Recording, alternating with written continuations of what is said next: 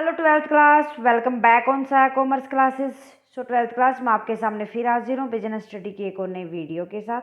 Business study में हम discuss कर रहे थे chapter number 1, nature and significance of management.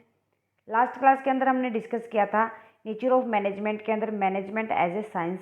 Hope management as a art and science आपको अच्छे से क्लियर हो गया होगा। सो टॉपिक को आगे बढ़ाते हुए आज हम डिस्कस करने जा रहे हैं मैनेजमेंट एज ए प्रोफेशन। भाई प्रोफेशन क्या होता है? प्रोफेशन एक ऐसा ऑक्यूपेशन होता है जहाँ पर हमें स्पेशल नॉलेज की नीड होती है, जहाँ पर हमें स्पेशल स्किल की नीड होती है। तो अगर ये दोनों चीज़ें हमारे अंदर नहीं होंगी तो हम किसी भी एक्टिविटी या मैनेजमेंट के अंदर हम एंट्री नहीं कर सकते, उसके ऊपर कुछ ना कुछ रिस्ट्रिक्शन होती हैं। ठीक है। So profession mean an occupation for which specialised knowledge and skill are required and entry is restricted, जहाँ पर हर कोई एंट्री नहीं कर सकता। जिस बंदे ने जैसे डॉक्टर हो या लॉयर हो या टीचर हो, तो ये आपने प्रोफेशन देखे होंगे, इनके लिए हमें स्पेशल एजुकेशन की नीड होती है, स्पेशल क्वालिफिकेशन हमारे पास होनी ज़रूरी होती है, एक्सपीरियंस की नीड होती है ना। सो अब हम बात करें कि मैनेजमेंट एज ए प्रोफेशन के फीचर्स क्या क्या होती हैं। So main feature of profession are as follows. First one is as well defined body of knowledge. Means जो प्रोफेशन होता है उसके लिए कुछ प्रिंसिपल सेटअप होते हैं, कुछ कंसेप्ट होते हैं, कुछ टर्म्स होते हैं, कुछ एक्टिविटी होती हैं जिसके अकॉर्डिंग कोई भी बंदा कोई भी प्रोफेशनल हो सकता है। ठीक है। तो इसीलिए इसको कहा जाता है कि well defined body is complete set of principles, concept, terms and activity that make up a professional domain. ठीक है। रिस्ट्रिक्टेड एंट्री हमने अभी पढ़ा था डेफिनेशन के अंदर कि हर कोई प्रोफेशनल नहीं बन सकता, उसके लिए उसको ना कोई भी एक एग्जामिनेशन क्लियर करना होता है या उसके लिए एक डिग्री की उसको नीड होती है ना।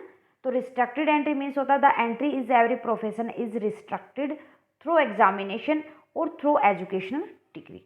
डॉक्टर ऐसे ही थोड़ी ना बन सकते, उसके लिए नीट क्लियर करना होता है। टीचर ऐसे ही नहीं बन सकते, उसके लिए एक एलिजिबिलिटी टेस्ट क्लियर करना होता है। लॉयर ऐसे ही नहीं बन सकते, उसके लिए एलएलबी करनी होती है। क्लियर है।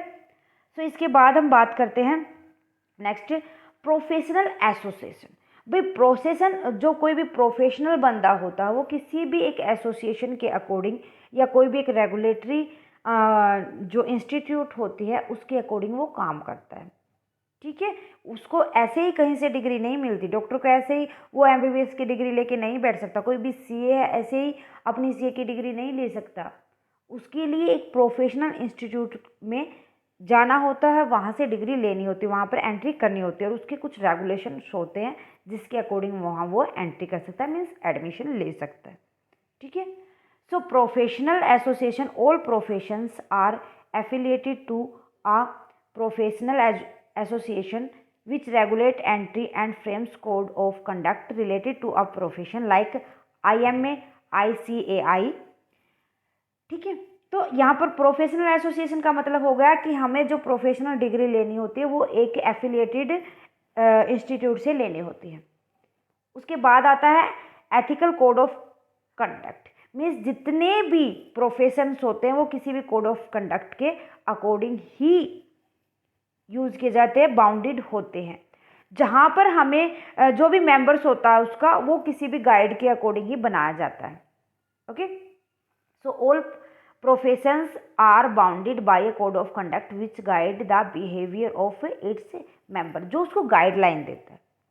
फिर उसके बाद आता है एक service motive. Service motive means जो प्रोफेशंस का मेन एम होता है वो अपने क्लाइंट को सर्विस दे सके, जैसे डॉक्टर अपने पेशेंट्स को देते हैं, जो लॉयर वगैरह होते हैं जो उसके क्लाइंट आते हैं उनको देते हैं। ठीक है। तो वो सर्विस प्रोवाइड करते हैं किनको? अपने क्लाइंट को।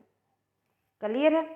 So management does not fulfil all the feature of profession and thus it is not full flagged profession like doctor, lawyer.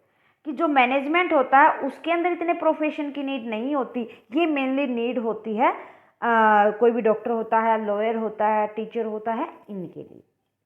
Clear है।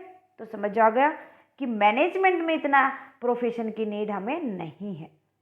सो स्टूडेंट्स, मेरे ख्याल से आज के लिए इतना ही। उम्मीद करती हूँ टॉपिक आपको अच्छे से क्लियर हो गया होगा। फिर भी कोई डाउट रहता है तो प्लीज़ मुझे टाइम से कमेंट करके बताएं ताकि आपके डाउट को मैं साथ के साथ क्लियर कर सकूँ।